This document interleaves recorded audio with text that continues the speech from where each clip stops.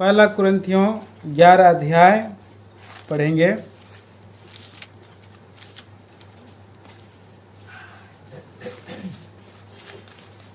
और उसके 23 से 26 वचन हम बारी से पढ़ेंगे। मैं 23 पढ़ रहा हूँ और आप 26, आप 24 पढ़िए। इस तरह से पढ़ेंगे। क्योंकि यह बात मुझे प्रभु से पहुंची और मैंने तुम्हें भी पहुंचा दी कि प्रभु यीशु ने जिस रात वह पकड़वाया गया रोटी ली और धन्यवाद करके तोड़ी और कहा, यह मेरी देह है जो तुम्हारे लिए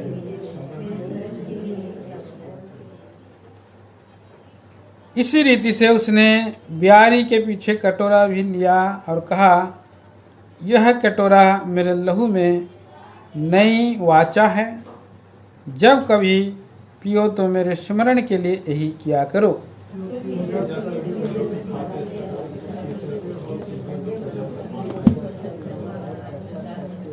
प्रार्थना करेंगे। स्वर्गीय पिता परमेश्वर, राजाओं का राजा, धन्यवाद देते हैं प्रभु के वचन के लिए। आपका उपस्थिति में हमें आपने इकट्ठा किया और आराधना के लिए वचन दिया। धन्यवाद देते हैं प्रभु जी आज इस सुंदर समय के लिए। धन्यवाद देते हैं प्यारे प्रभु, आप में हमारा बल और गढ़ और ढाल बना है। प्रभु का वचन के अनुसार हमें प्रभु जी से रीति से इसमें हिस्सा ले प्यारे प्रभु परमेश्वर, और प्रभु मेज में हम भाग ले सके।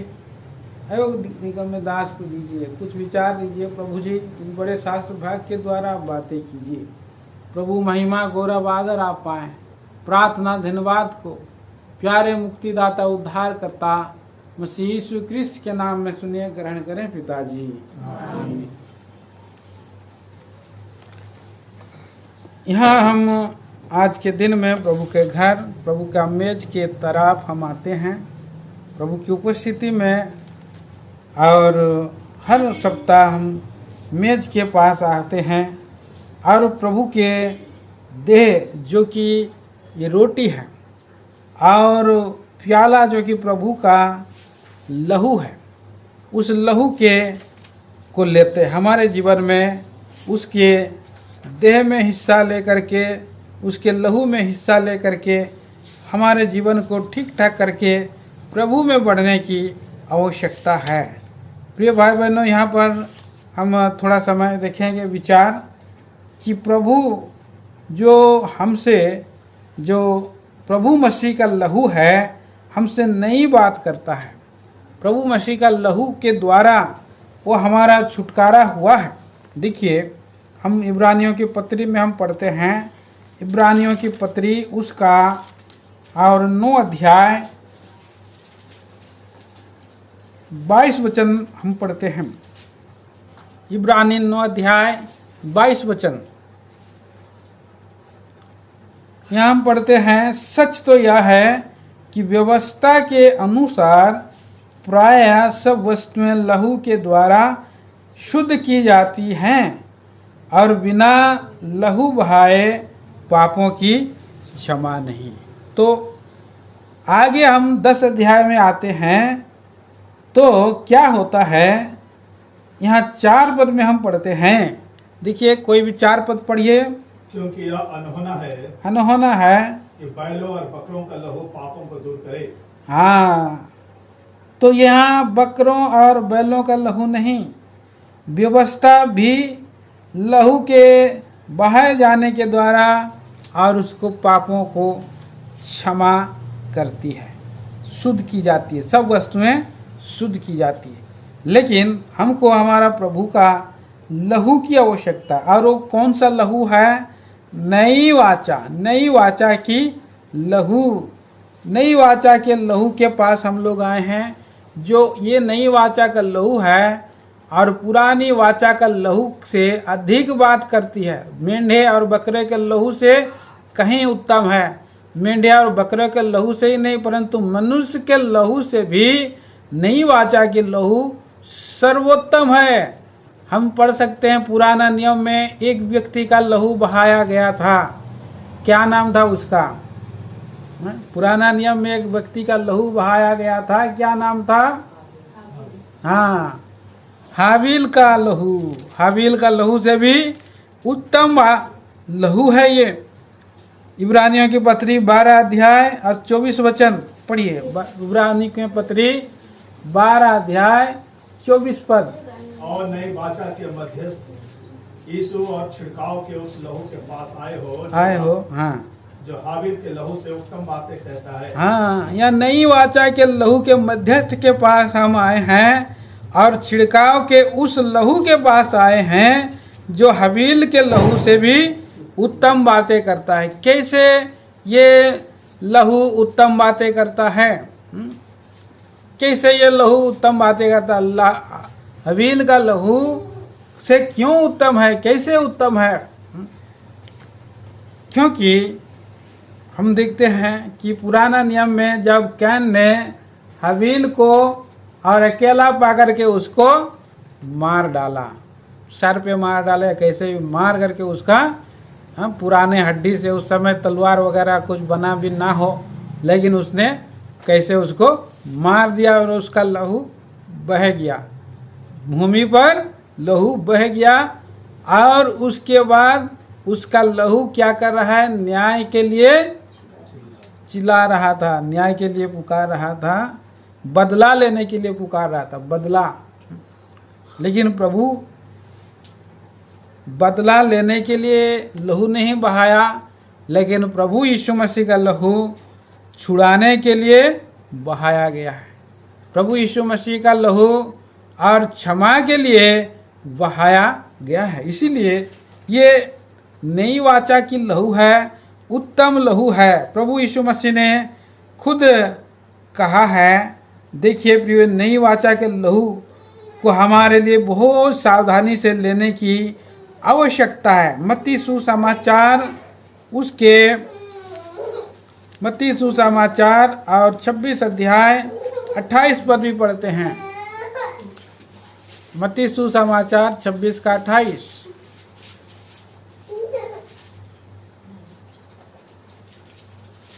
क्योंकि यह वाचा का मेरा यहोवा है, क्योंकि आ वाचा का, हाँ, जो बहुतों के लिए हाँ, पापों की क्षमा के निमित्त बहाया जाता है। हाँ, ये वाचा का लहू नई वाचा का लहू है। ऐसी वाचा का लहू को हमें आदर करना है और इस वाचा का लहू को और यूं ही व्यर्थ में और अगर ले लेते हैं तो दंड का पात्र बन सकते हैं। इब्रानियों की पत्री 10 अध्याय में इस बात को पढ़ते हैं। देखिए 29 पद में, इब्रानी 10 का 29। तो सोच लो कि वह कितने और भी भारी दंड के योग्य ठहरेगा जिसने परमेश्वर के पुत्र को पांव से रौंदा और वाचा के लहू को जिसके द्वारा वह पवित्र ठहराया गया था अपवित्र जाना और अनुग्रह के आत्मा का अपमान किया है। तो इस बात को हम देखते हैं कि वाचा का लहू प्रभु यीशु मसीह का लहू का यहाँ लहू बहा और उसका और वाचा का लहू को पांव तले रौंदा जा रहा है।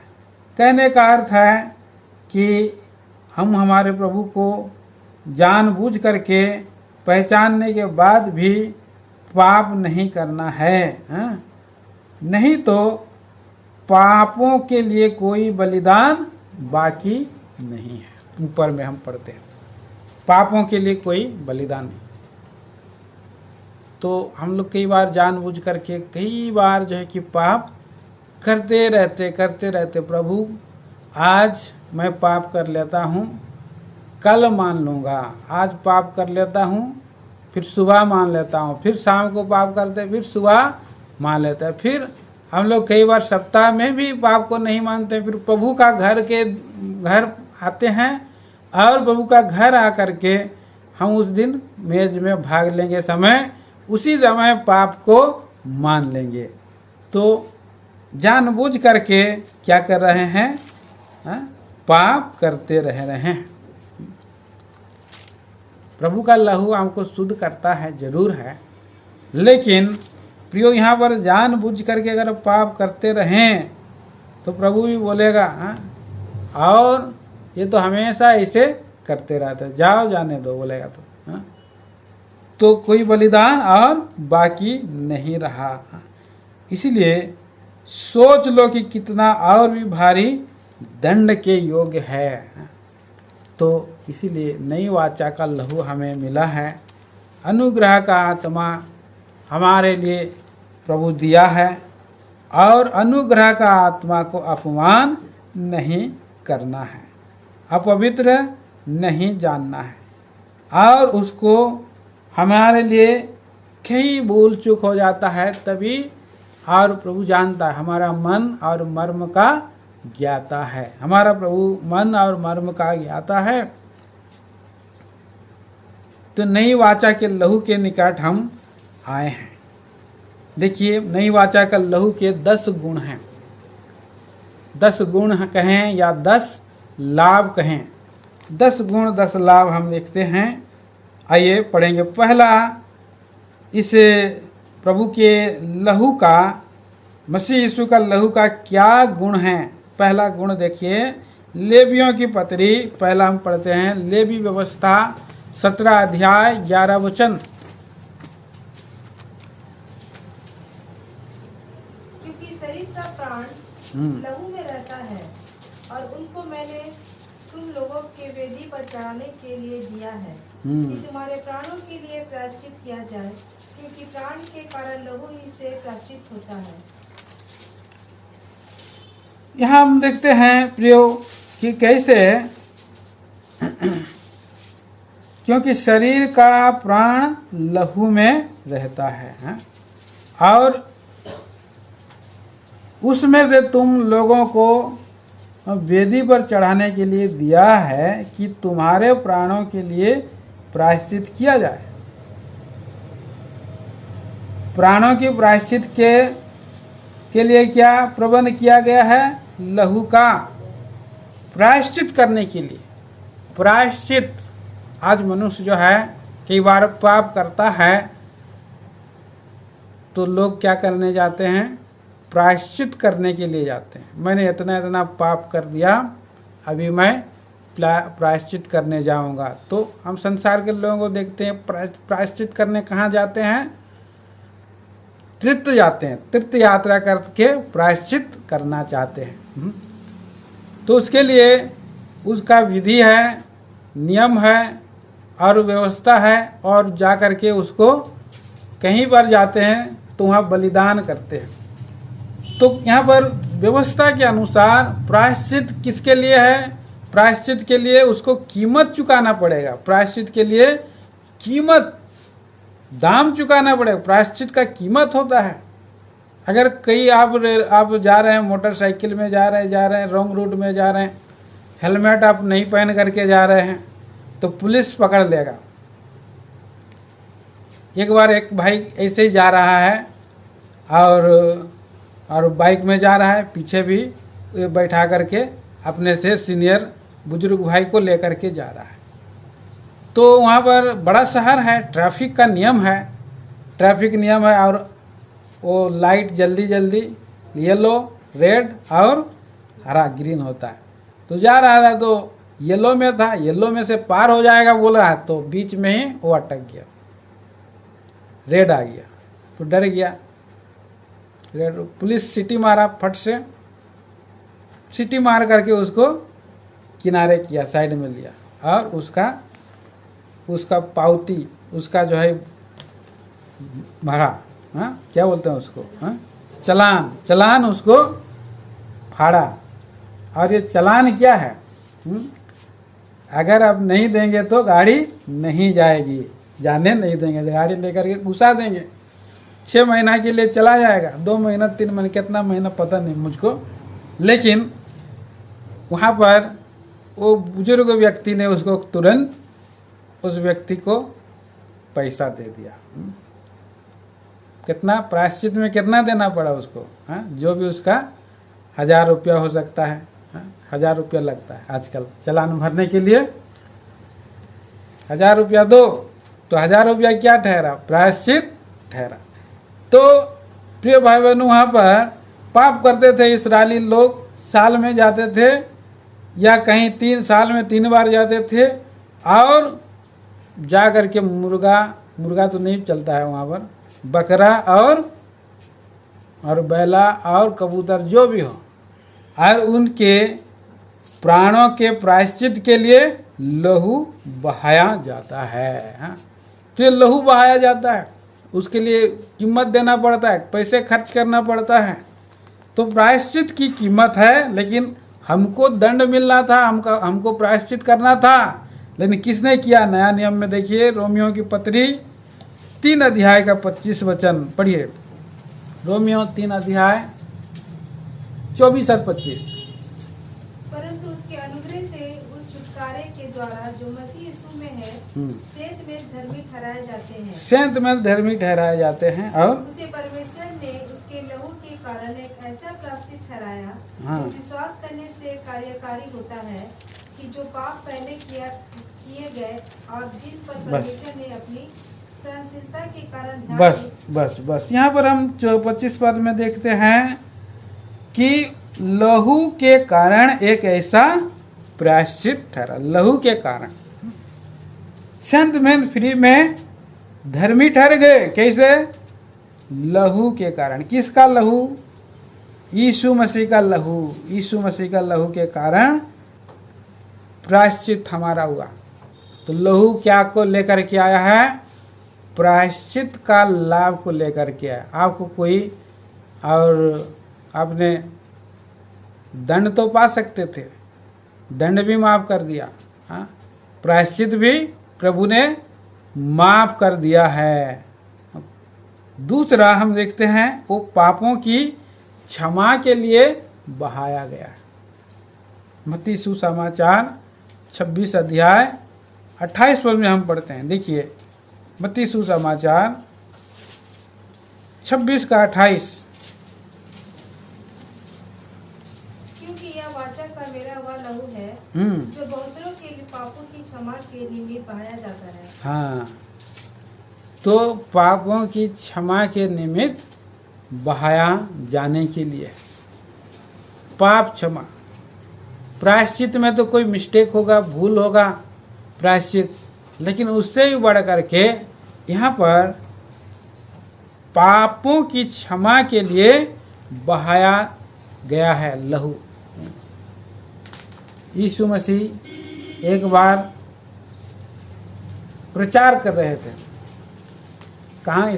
किसी के घर में, और बहुत ज़्यादा भीड़ थी। लोग एक लकवे के रोगी को लेकर के आए, देखे कि द्वार आगे से पूरा जाम है, बंद है। वो लोग पीछे से ऊपर चढ़ गए, खपरेल को फाड़ दिए, निकाल दिए, और वहाँ से नीचे लकवे के रोगी को गिरा दिए। ऊपर से रस्सा से इसे खाट सहित नीचे झुका दिया। प्रभु यीशु मसीह ने देख करके क्या कहा उन लोगों को? हाँ? तेरे पाप क्षमा हुए। हाँ? उसके पाप को क्षमा करने का अधिकार प्रभु यीशु मसीह के पास है। किसी के पास नहीं था। किसी के पास पापों की क्षमा का अधिकार नहीं है। इस पृथ्वी पर लोगों ने कुड़कुड़ाने लगा। देखिए 9 पद में, ये 9 अध्याय मत्ती सुसमाचार 9 अध्याय और उसका और 2 वचन में प्रभु के देख कर कहता है। देखिए, और देखो, कई लोग लकवे के एक रोगी को खाट पर रखकर उसके पास लाए। यीशु ने उसे उसका विश्वास देखकर उस लकवे के रोगी से कहा, हे पुत्र, ढाढ़स बांध, तेरे पाप क्षमा हुए।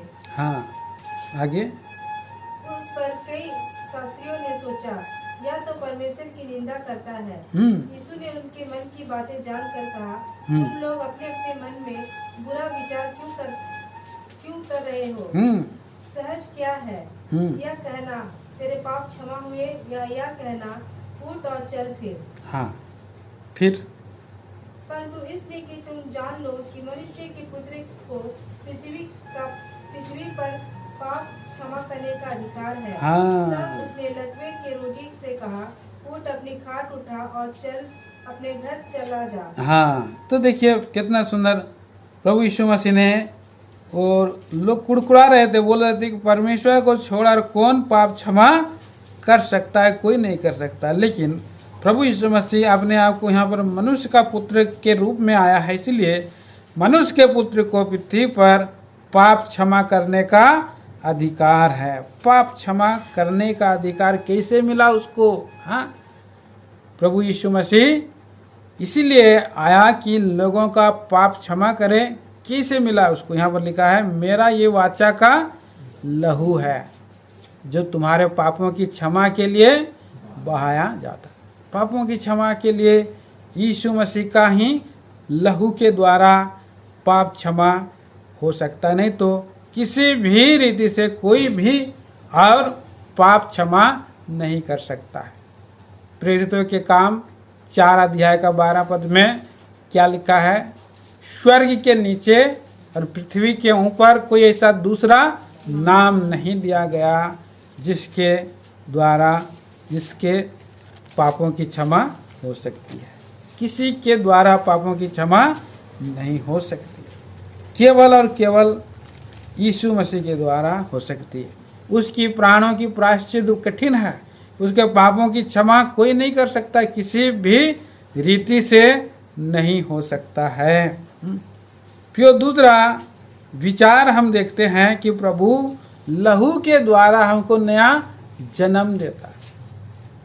लहू के द्वारा नया जन्म, पहला पत्रस 1:23 में हम पढ़ते हैं, तुम और जीवित परमेश्वर के वचन के द्वारा नया जन्म पाए, है ना। तो कैसे नया जन्म होता है? लहू के द्वारा। पढ़ दीजिए इस वचन को, 23 पद। क्योंकि तुमने नासवान नहीं, हाँ। अविनाशी बीज से हाँ। परमेश्वर की जीवते और सदा ठहरने वाले वचन के द्वारा नया जन्म पाया है। तो ये वचन बोल रहा है, लेकिन प्रभु का लहू कैसे आता है? वचन के द्वारा आता है। माने एक व्यक्ति और जैसे गाड़ी में बैठ करके आएगा, तो प्रभु का लहू वचन में बैठ करके आएगा, वचन रूपी सवारी में बैठ करके आ करके उसका पाप को मिटा देता है और नया जन्म वहाँ से होता है। जैसे लोग कहते हैं, क्या कहते हैं? ये मेरा बेटा है। क्यों? ये मेरा खून है, हाँ? ये मेरा खून है, मेरा बेटा है, मेरा खून है, हाँ? इसलिए मेरा बेटा है। और उसका बेटा होकर के इस पृथ्वी पर उसका खून का है, मेरा खून का है बोलता है। कोई नहीं बोलता है कि हाँ, माँ तो दूध पिलाती है, लेकिन पिताजी बोलता है कि ये मेरा खून है, बोलता है ना, मेरा लहू है। तो इसीलिए प्रभु हमको अपने वचन में बैठ करके उसका लहू हमें पाप को मिटा देता है और हमको नया जन्म देता है। तो नया जन्म हम बन जाते हैं, नया जन्म पाते हैं प्रभु के राज्य में हमारा, और नया जन्म हो जाता है। और उसके बाद हमें क्या करता है? और चौथा विचार क्या करता है? पापों को धोता है, शुद्ध करता है, पापों से शुद्ध करता है। क्षमा तो करता है लेकिन शुद्ध भी करता है। पढ़िए यूहन्ना रचित पहला यूहन्ना की पत्री 1 अध्याय 7 वचन। पर यदि जैसा वह ज्योति में है, वैसे ही हम भी ज्योति में चले, तो एक दूसरे से सहभागिता रखते हैं, और उसके पुत्र यीशु मसीह का लहू हमें सब पापों से शुद्ध करता है। नोट करिए, हाँ? उसका लहू क्या करता है? सब पापों से शुद्ध करता है। नोट करिए, ज्योति पर चलते रहेंगे, मतलब प्रकाश। देखिए जब बच्चा जन्म हो जाता है तो डॉक्टर क्या करता है? उसको साफ करता है कि नहीं? रुआ से, सबसे माने उसका जो रहता है साफ करने का तरीका, उससे शुद्ध करता है। गंदा रहता है, मलिन रहता है, उसको साफ करता है, उसको मालिश करता है। फिर कितना दिन तक उसको रखते हैं, और उस बच्चा को कितना दिन तक रखते हैं? 7 दिन, 9 दिन, कितना दिन रखते हैं? उसको अलग रहते हैं। अशुद्ध दिन उसका है, नया नियम, पुराना नियम में इतना दिन के बाद वो कि शुद्ध होगा, और तभी उसको लेके जाना प्रभु का घर में। तो 8 दिन तक नहीं जाना बोल करके 8 दिन के बाद वो लोग लेकर के जाते हैं। स्त्री के लिए अलग है, पुरुष के लिए अलग है, अलग अलग तरीके से उनका पुराना नियम में शुद्ध की प्रक्रिया होता है।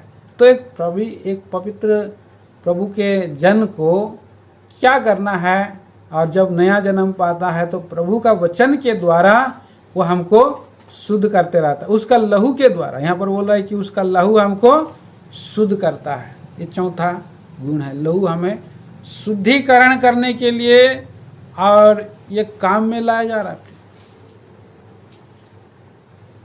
जबकि आप कोई पेंट लग जाता है तो पेंट को लगाने के साफ करने के लिए क्या जरूरत है? मट्टी तेल है, और उसका तारपीन जरूरत है ना, तारपीन तेल जरूरत है। और अगर हमारा कपड़ा गंदा रहे तो क्या चाहिए? सर्फ, सोडा, सर्फ, साबुन से हमको कपड़ा हमको साफ करते, शुद्ध करते हैं। फिर अगर हृदय में अगर पाप लगा है, अशुद्धता लगा है, हृदय तो सब वस्तुओं में अशुद्ध है, उस पर असाध्य रोग लगा है, अशुद्ध हृदय है, कैसे अशुद्ध होगा? तो प्रभु यीशु मसीह का लहू हमको शुद्ध करता है, और हमको नया हृदय, नया मन प्रभु देना चाहता है, देता रहता है, शुद्ध करता रहता है। देखिए वहाँ पर उसको भी शुद्ध इतना जल्दी नहीं हुआ था, दाऊद इतना जल्दी शुद्ध नहीं, अंदर किसी कोना में पाप छुपा हुआ था। और जब देखा कि यहाँ पर आराम विश्राम उसको ज़्यादा मिल गया तो पाप जो है फिर से निकल के आ गया। संध्या के समय में पाप निकल करके आया और उसने कर दिया पाप, भयंकर पाप कर दिया। पर जी अभी साइलेंट में रखिए कृपया करके, सभी लोग अपना अपना मोबाइल। तो साफ करना जरूरी है। उसने फिर उसके बाद उसका हृदय तो अशुद्ध था ही था, वो बड़ा शूरवीर था, बड़ा धनी था, बड़ा लड़ाकू था, ज्ञानी बुद्धिमान था, पर उसके अंदर के कोने में क्या छुपा था? अशुद्धता, पाप छुपा था। इसलिए बाद में भजन 51 अध्याय में 7 पद में हम पढ़ते हैं, वो प्रार्थना कर रहा है। देखिए भजन संहिता 51 वर्ष 7 पढ़िए कोई। जुफा से सूत कर हाँ। मैं पवित्र हो जाऊंगा। हाँ, मुझे दो और मैं हीन से भी अधिक श्वेत बनूंगा। हाँ, तो धो बोल रहा है कैसे? लहू से। वहाँ पर जुफा था पुराना नियम में, और वो जानता था व्यवस्था को। वहाँ पर लहू को लेकर के लहू में डुबा करके जुफा से ऐसे करके धोते रहते थे, जुफा से छिड़क छिड़क करके धोते रहते थे। लेकिन यहाँ पर प्रभु यीशु मसीह का लहू ही है जो शुद्ध करता है और पूरी रीति से शुद्ध करता है। अगर हमारा हृदय शुद्ध नहीं होगा तो मुश्किल है हम प्रभु को देख सकेंगे, है ना। मत्ती रचित सुसमाचार में प्रभु यीशु मसीह कहते हैं, मत्ती सुसमाचार 5 अध्याय, और धन्य है जिसके मन शुद्ध है क्योंकि वह परमेश्वर को देखें। शुद्ध मन वाले परमेश्वर को देखें। तो किसकी आवश्यकता हमको पड़ेगी? लहू की आवश्यकता पड़ेगी। यीशु मसीह, हम ज्योति में चलें तो यीशु मसीह का लहू सब पापों से धोकर शुद्ध करता है। ज्योति पर चलते रहें और जुफा से धोते धोते धोते हमको शुद्ध करेगा, और आप धन्य बन जाएंगे। धन्य हैं जिनके मन शुद्ध हैं और वो परमेश्वर को देखेंगे। देखने के लिए पापों से शुद्धता की आवश्यकता, ये चौथा गुण है लहू का, कि हमको इसीलिए छिड़के जाने के लिए उसने शुद्ध किया। और उसके बाद क्या करता है? 5वां लहू का गुण को हम देखते हैं, वो छुटकारा देता है। यीशु मसीह का लहू छुटकारा देता है। पढ़िए इफिसियों की पत्री 1 अध्याय 7 वचन।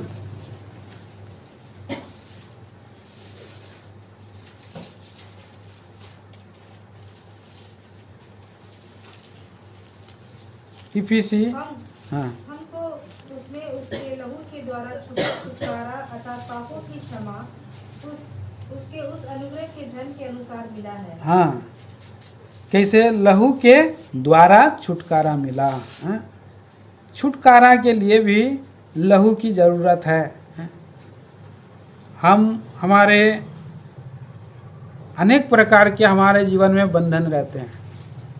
संसार का बंधन रहता है, आँखों का अभिलाषा का बंधन रहता है, और जो है कि गंदे हमारे शब्दों का एक मायाजाल, एक बंधन रहता है।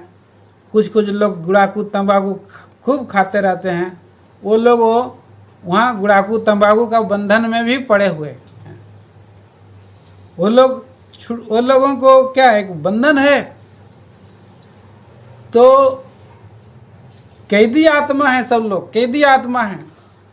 और ऐसे लोगों को छुटकारे की जरूरत है, छुटकारे की आवश्यकता है। ये तो प्राण की छुटकारा है। प्राण में एक आदत लग जाता है कि मैं अगर और तंबाकू नहीं खाऊंगा तो मुझको, बहुत लोगों को बोलता है कि लेटरिन नहीं होता है। बहुत लोगों का आदत है, गांव लोगों का, हाँ, गांव शहर सब लोगों का आदत रहता है, कुछ आदत। बहुत लोग सिगरेट पीते हैं और बाथरूम में जाएंगे, सिगरेट पियेंगे, तभी जाकर के उसको क्लियर होगा। बहुत लोगों का आदत है। अनेक प्रकार का गंदी आदतों से छुटकारा और मुश्किल है। तो ऐसे लोगों के लिए प्रभु यीशु मसीह का लहू ही है जो छुटकारा देता है। इब्रानियों की पत्री, उसे आप प्रार्थना करते रहिए, प्रभु जी आपका लहू से मुझे छुड़ाइए। उसके लहू के द्वारा छुटकारा है, तो आपका लहू से मुझे, वचन के अनुसार मैं दावा करता हूँ कि आपका लहू मेरे प्राण की बुरी गंदी आदतों को से मुझे छुड़ा दीजिए बोल करके अगर प्रार्थना करेंगे। निकम्मा चाल चलन, पहला पत्रस 1 अध्याय का 18-19 भी पढ़िए, पढ़ दीजिए।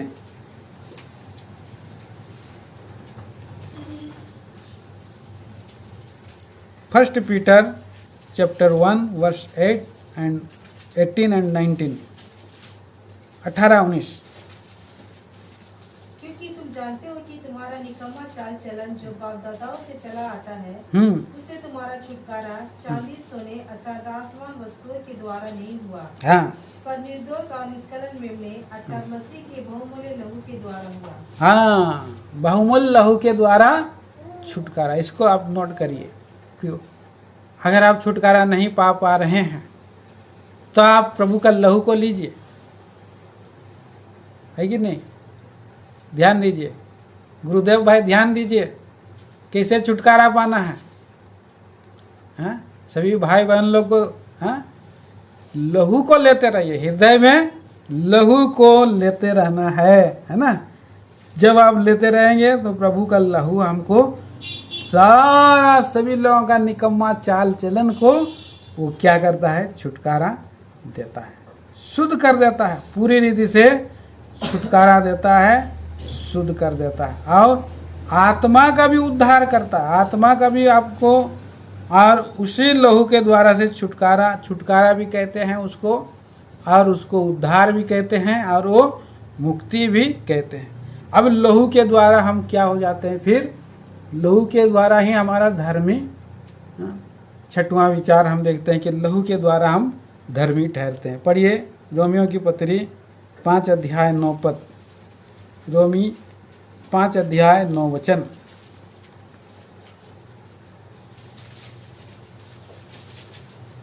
अतः जबकि हम अब उसके लहू के कारण धर्मी ठहरे, तो उसके द्वारा परमेश्वर के क्रोध से क्यों न बचेंगे। कैसे धर्मी अभी हम लोग ठहरते हैं, ये धर्मी ठहरना भी ये लाभ है, ये गुण है। लहू हमें धर्मी ठहराता है। कर्मों से हम धर्मी नहीं ठहरते हैं। अब्राहम ने परमेश्वर पर विश्वास किया, परमेश्वर ने उसे धर्मी ठहराया, परमेश्वर ने उसको धर्मी ठहरा दिया। उसके मारे जाने गाड़े जाने के द्वारा हम धर्मी ठहरते हैं। रोमियो की पत्री 4 अध्याय और उसका 4 अध्याय का 24 और 25 देखिए, 23 से पढ़िएगा।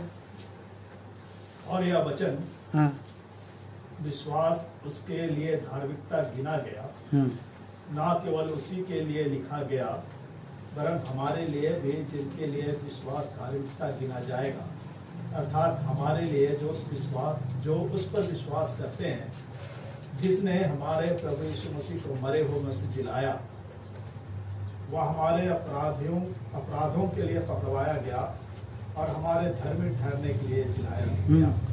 तो लहू के सामर्थ के द्वारा से धर्मी ठहरता है। मर करके कहाँ का लहू है? वो क्रूस के बहे हुए लहू के द्वारा से धर्मी ठहरा है। हमें धर्मी ठहराने के लिए प्रभु यीशु मसीह को लहू बहाना पड़ा। मृत्यु के साथ उसकी मुठभेड़ हुई, उसके साथ दो हाथ हुआ, मृत्यु के साथ लड़ा और लहू बहाया। हाँ, ये पद हम पहला पतरस में ही पढ़ सकते हैं। पहला पतरस 3 अध्याय में हम पढ़ सकते हैं। पहला पतरस 3 अध्याय का 18 में, इसलिए कि मसीह ने भी अर्थात अधर्मियों के लिए धर्मी ने पापों के कारण एक बार दुख उठाया और ताकि हमें परमेश्वर के पास पहुंचाए। वह शरीर के भाव से तो घात किया गया, पर आत्मा के भाव से जिलाया गया। तो हमें धर्मी ठहराता है उसका लहू। 7वां, धर्मी ही नहीं ठहराता है, पर हमको क्या करता है? धर्मी ठहरा करके वहीं संसार में नहीं रख देता है, तो धर्मी ठहरा करके अपने निकट लेकर के आता है। 7वां विचार, धर्मी ठहरा करके अपने निकट ले आता। देखिए, इफिसियों की पत्री उसके 2 अध्याय 13 वचन पढ़िए। इफिसियों की पत्री 2 अध्याय का 13 पद।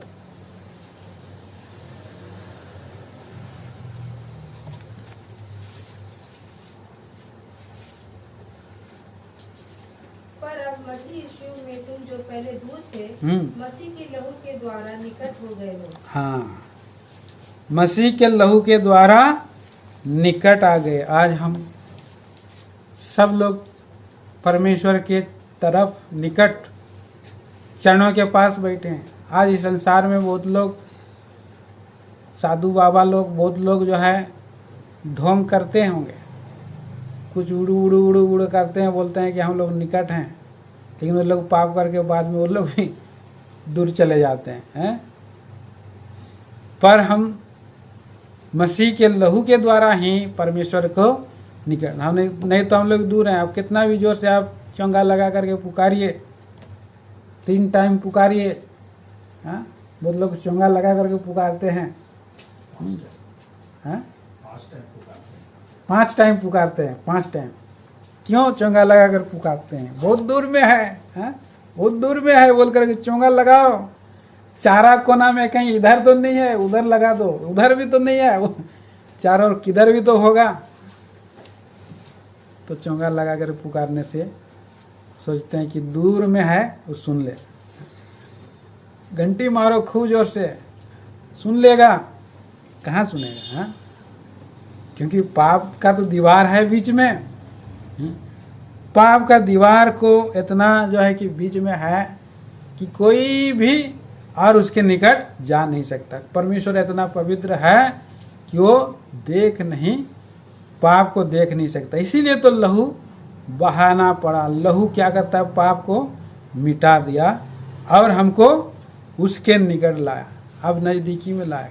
हम अब प्रभु के घर में हम एक साथ मिल करके, हम दूर थे, नज़दीक थे, अलग अलग जाति के थे, भाषा के थे, गोत्र के थे, अलग अलग गोत्र के थे। हमारी भाषा, जाति, गोत्र सबको निकाल के हटा दिया और हमको अब एक घराना बना दिया। हम अब एक परिवार के हैं, एक मेज में खा रहे हैं, एक मेज में पी रहे हैं और हम प्रभु के निकट में हैं, बहुत चरणों के चौकी के पास हैं। हाँ? धन्य है जो परमेश्वर के हर निवास स्थान में चौकी के पास आते हैं। हाँ? उसके निकट एक भजन है, भजन कितना में है? 65 का 4 में। हाँ? भजन संहिता 65:4 में लिखा है। हाँ? पढ़िए 65। क्या ही धन्य है वह, हाँ, जिसको तो चुन कर अपने समीप आने देता है कि वह तेरे आंगनों में वास करे। जी। हम तेरे भवन के अर्थात तेरे पवित्र मंदिर के उत्तम उत्तम पदार्थों से तृप्त होंगे। हाँ, अभी इतना लहू के सामर्थ के द्वारा से हम उसके निकट आ गए हैं। कितना सुंदर बात है पियो। और उसके मंदिर में हम लोग यहाँ पर हैं, और परम स्थान में भी, परम पवित्र स्थान में भी उसके लहू के पास हम लहू के द्वार ले करके जा सकते हैं। इब्रानियों की पत्री 10 अध्याय 19 पद। इब्रानियों की पत्री 10 अध्याय 19 पढ़िए। इब्रानियों की पत्री 10 का 19। इसलिए हे भाइयों, हाँ, जब हमें यीशु मसीह के लहू के द्वारा उस नए और जीते मार्ग से पवित्र स्थान में प्रवेश करने का हियाव हो गया है।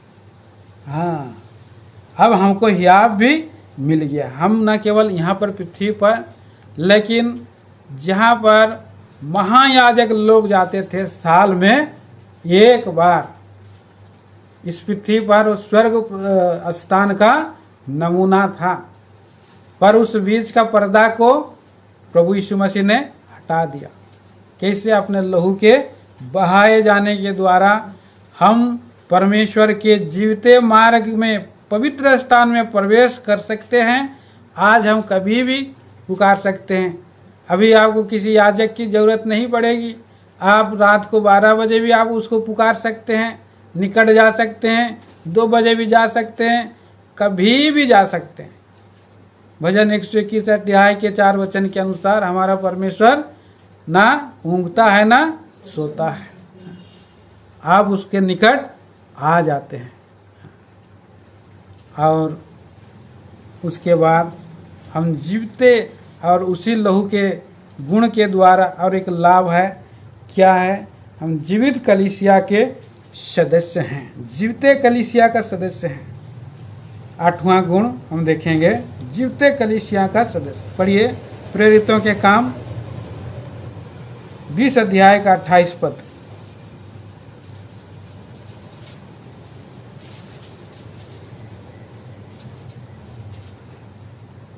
20 का 28।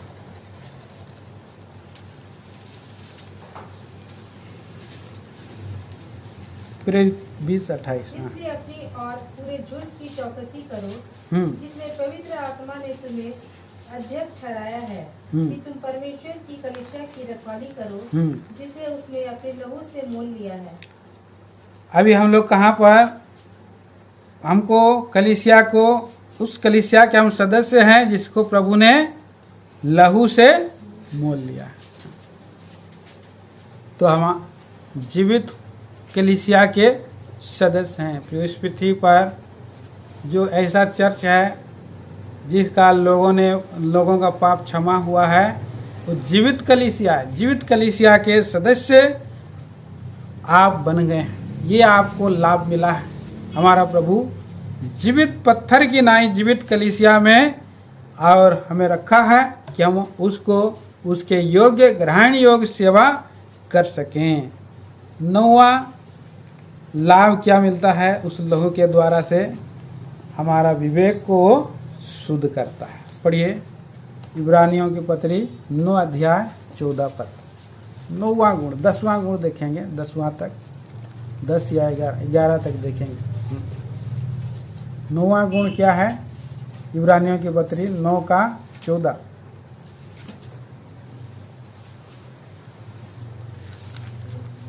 तो मसीह का लहू जिससे अपने आप को सनातन आत्मा के द्वारा परमेश्वर के सामने निर्दोष चढ़ाया, तुम्हारे विवेक को मरे हुए कामों से क्यों ना शुद्ध करेगा ताकि जी। तुम जीवते परमेश्वर की सेवा करो। जीते परमेश्वर की सेवा करने के लिए हमारा विवेक शुद्ध होना चाहिए। शुद्ध विवेक कैसे मिलेगा? यीशु मसीह का लहू के द्वारा। यीशु मसीह का लहू हमारे मरे हुए, हम जो पाप जीवन भर दिन प्रतिदिन जहाँ कहीं भी जाते हैं चूक जाते हैं, हमारा विवेक गंदा हो जाता है, मलिन हो जाता है, जाने अनजाने में पाप हो जाता है। तो आपको हमेशा निरंतर प्रभु की उपस्थिति में बनाए रखने के लिए लहू की आवश्यकता है। पापों की क्षमा तुरंत मांग लेना है, लहू को अपने हृदय पर ले लेना है और आपका विवेक को प्रभु शुद्ध करेगा और दोष नहीं लगाएगा। आपका विवेक नहीं तो दोष लगेगा। अभी नया नया गाड़ी निकला है, अगर गाड़ी का आप ड्राइविंग सीट में नहीं बैठते हैं तो आप बेल्ट नहीं लगाते हैं, तो बेल्ट नहीं लगाने से क्या होता है? आवाज़ आता है, टों टों टों आवाज़ आते रहेगा। किस लिए? जब तक आप बेल्ट लगा लो बोल के इशारा मार रहा है, हाँ बेल्ट लगाओ बेल्ट लगाओ। कई बार बहुत देर तक अगर वो और नहीं लगाते और बजाते एक बार थक जाता है ना। बेल्ट वाला को एक टाइम देता है, थक जाता है बेचारा, बाद में वो चुप हो जाता है, उसका आवाज़ भी बंद हो जाता है। तो प्रभु का आत्मा भी बार बार उसको बोलता है कि तुमने यहाँ पाप किया। विवेक बोलता है पाप किया। लेकिन बाद में सुनते ही नहीं, तो विवेक भी बात करना बंद कर देगा। इसके लिए सेवा हम नहीं कर सकते। प्रभु की उपस्थिति में हमें आनंद नहीं मिलेगी, प्रभु की उपस्थिति में शांति नहीं मिलेगी। इसलिए यीशु मसीह का लहू हमको लेना है। भूल चूक हो जाता है, तुरंत यीशु मसीह का लहू को लेना। और यीशु मसीह हमें क्या करेगा? प्रभु यीशु मसीह पूरी रीति से पवित्र करेगा, हाँ, और हमको जीवंत बना। 10वां विचार देखेंगे आखिरी में 10 विचार तक देखते हैं। आइए, प्रकाशित वाक्य 12 अध्याय और 11 पद। प्रकाशित वाक्य 12 का 11। वे मेमने के लहू के कारण और अपनी गवाही के वचन के कारण उस पर जयवंत हुए और उन्होंने अपने प्राणों को प्रिय न जाना, हाँ। यहाँ तक कि मृत्यु भी सह ली। देखिए प्रिय भाई बहनों, यहाँ पर देखते हैं वे मेमने के लहू के कारण, प्रभु यीशु मसीह मेमना है और अपने वचन के गवाही के कारण जीवंत बन सकते हैं। आप मृत्यु को भी सह सकते हैं। यीशु मसीह के पास अगर आप आते हैं, उसका लहू को लेते हैं और उसी लहू के द्वारा आपको हरेक परीक्षाओं से जीवंत कर सकता है, हरेक मुसीबत से जीवंत कर सकता है। सहने के लिए, हियाव बांधने के लिए, खड़े रहने के लिए, चुपचाप अभी वचन आराधना में देखा उन्हें खड़े रहेंगे, हाँ? मैं अधिक ना डिगूंगा। तो कैसे? यीशु मसीह का लहू। यीशु मसीह का लहू हमें और युवाव देता है, हिम्मत देता है कि मेरा प्रभु मेरे सारे पापों को क्षमा कर दिया है। उसका लहू के कारण मैं मर भी जाऊंगा तो मैं सर्वदा के लिए जीवित रहूंगा और हम जीवंत बन जाएंगे। हर एक मुसीबत से हमें छुटकारा मिल जाएगा। इसलिए उसका लहू में हम 10 सामर्थ्य हम देखा, 10 गुण देखा, 10 लाभ देखा। पहला, हमारे प्राणों के लिए प्रायश्चित है। दूसरा, हमारे पापों के लिए क्षमा है।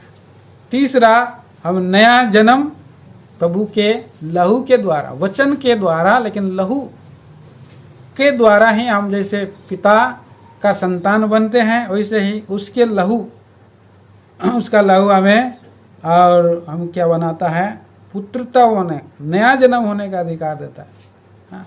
यशायाह का 53 अध्याय में लिखा है कि उसके लहू बहाने से बहुत सा वंश को पैदा होगा बोला। तो उसका लहू के द्वारा हमें नया जन्म मिलता है और उसके बाद हमें शुद्ध करता है। चौथा गुण हमने देखा, शुद्ध करता है।